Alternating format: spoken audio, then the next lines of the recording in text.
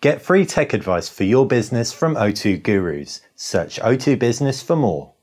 Hey guys, welcome to BTech. It's Basil here, and you guys have been asking about the Google Nexus 9 and how it stacks up for multimedia. Well, we're here to answer that question, and we're going to jump straight into a couple of things. The first one is comic books. If we open up the Marvel Unlimited app, what's really nice about Marvel Unlimited on a tablet with this aspect ratio is landscape. Double page spreads look great. They take up literally the whole screen. And what's more, when you have them like so with two different pages, you can actually pinch independently into each frame of each page. So you can read them pretty comfortably like this, even if you can't necessarily make out the specific lettering from a distance. You can pinch in ever so slightly and away you go, which is perfect.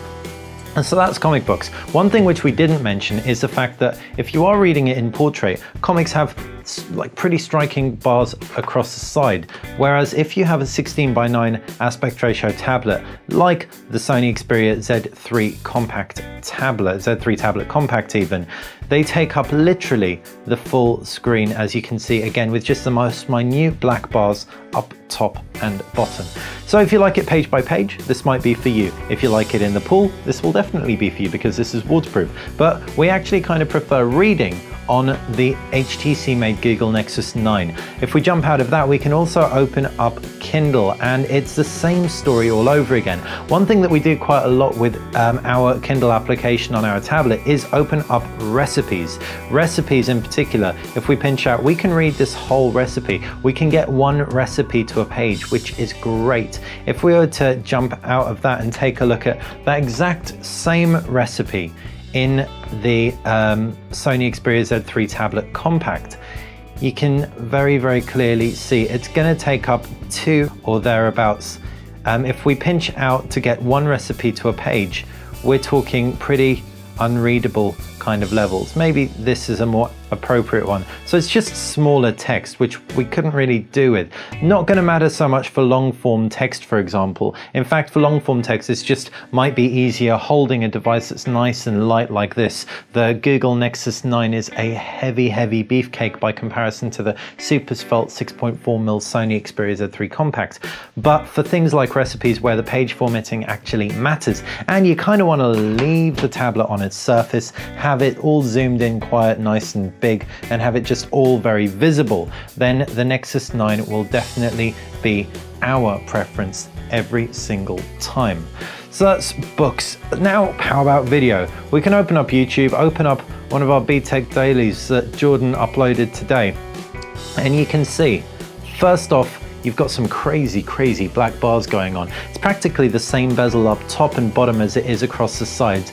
If you're watching 1980s not so widescreen films, then it'll probably look pretty amazing. But if you're watching modern day stuff, you can expect it to look like this. What's more, let's measure the sound. S. Samsung announced the UK release date to the Gear S, as well as the price. And Tinder details its plans to make money.